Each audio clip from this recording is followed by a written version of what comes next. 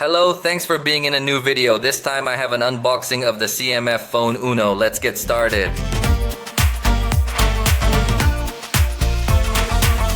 This device has recently arrived in Mexico. Remember that it is a sub-brand of Nothing. That's why you see it says CMF by Nothing. So we are going to find a lot of the essence of Nothing, but they have created this sub-brand because they will be cheaper devices. The price in Mexico announced for this first phone of the brand is 5,599 pesos. On the screen you see the reference price in dollars just to give you an idea, but remember that the prices here are not the same as there.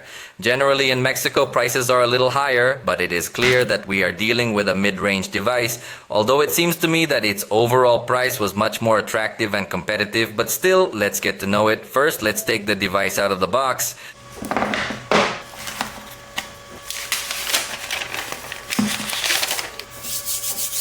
As you can see, we directly meet the mobile device, which has a very important essence in the design, since it integrates some screws, so you could completely change this back cover to customize it in different style. That is one of its benefits. In addition, you could also screw some other special accessories, although they are not included in the box. In fact, the box comes very terse, very little content over here.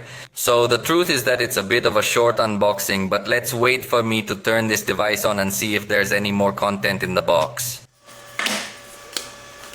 We run straight into the USB-C to USB-C cable. It comes modern, although it's not too long, and that's it. It doesn't bring a charger, as you realize.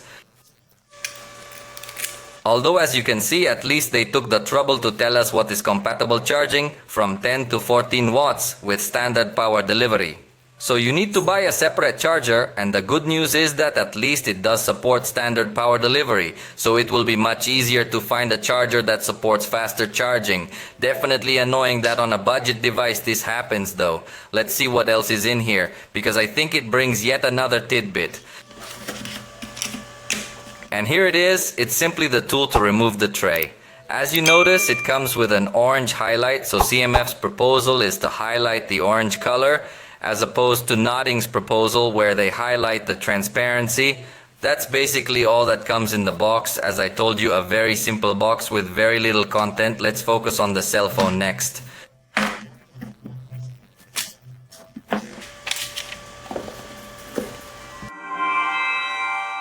I already have the device configured, so let's take a look at its specifications.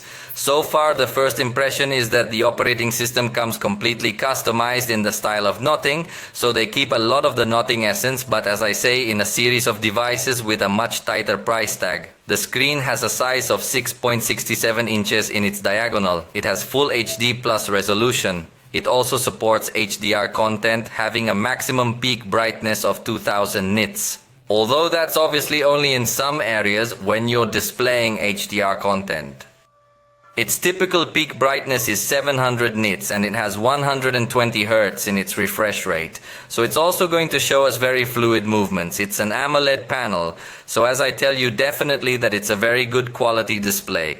There's no doubt about it. In this price range, it's one of the best screens you're going to find. However, we will only find one speaker, so it has mono sound. That I think is a weak point, since in the price range we could start to find some other devices that also have stereo sound. It's not something we could demand the most from it for the price range, but we would like a little more premium experience in this aspect. Still, it's a speaker that apparently sounds loud and with good quality. The front camera is 16 megapixels with f2 0-point aperture. And as first impressions, the preview still doesn't look well optimized, as it burns quite a bit of the illuminated background.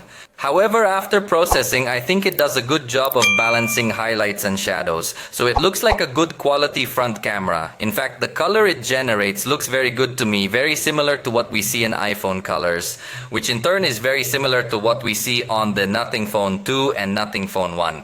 So it looks like they have their same imaging engine in this mid-range device. And on the back we find the 50 megapixel main camera with f1.8 aperture and autofocus.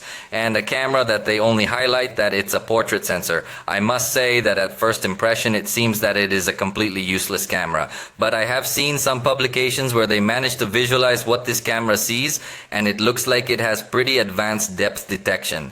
The 50 megapixel mode looks like it does get to a pretty high level of detail for this type of photography. And for portrait photography, as you can see, it also seems to be able to detect foreground objects well enough to blur them out of focus.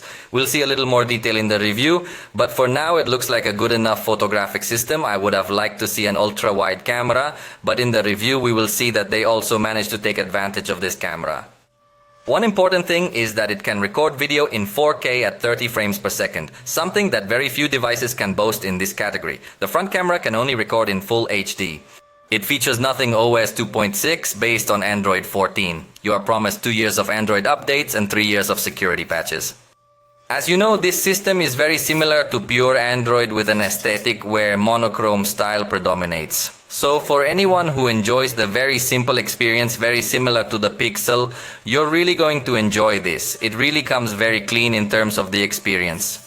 Its battery is 5000 milliamps and supports 33-watt charging. This is according to the official Nothing website, but oddly enough, in the quick guide that comes in the box, it says it supports 10 to 14 watts. It's a bit strange. But well, for the test, we will connect a power delivery charger of about 65 watts to have plenty of power and see how fast it can charge. Interestingly, it supports 5 watts reverse charging via cable but no wireless charging. By the way, it weighs 197 grams and is 8mm thick. It also has support for 5G networks, has 8 gigabytes of RAM, and there are models with 128 or 256 gigabytes of storage. In this case, I have the 128 model and just turned it on. Without having installed applications, it had 17 gigabytes used. That seems to me to be a considerably good figure. Remember that you can put a micro SD card up to 2 terabytes. Finally, the processor is the MediaTek Dimensity 7300. It is a processor built by TSMC in a 4nm process. Honestly, it is a very powerful processor that for this price is perfect. But if you're really interested in benchmarks, this is the result it achieves in Antutu, 665,472. It is not an exaggeratedly high score, but for the price range it is very good. And in Geekbench, it gave us 1,039 points in single core and 2,914 in multi-core, which again is not an exaggeratedly high power, but taking into account the price range. If we are in front of a device that will offer us a very good processor power, good RAM, apparently it will also have good photographic quality, good video recording quality. Of course, it is not a perfect device because it does not include charger. Surely the software will come with very few options, but I will tell you more details in the video review. For now, it has been a first look, a first approach to what it can offer us. I hope you liked this video. If you did, you know you can let me know, and we'll see you next time.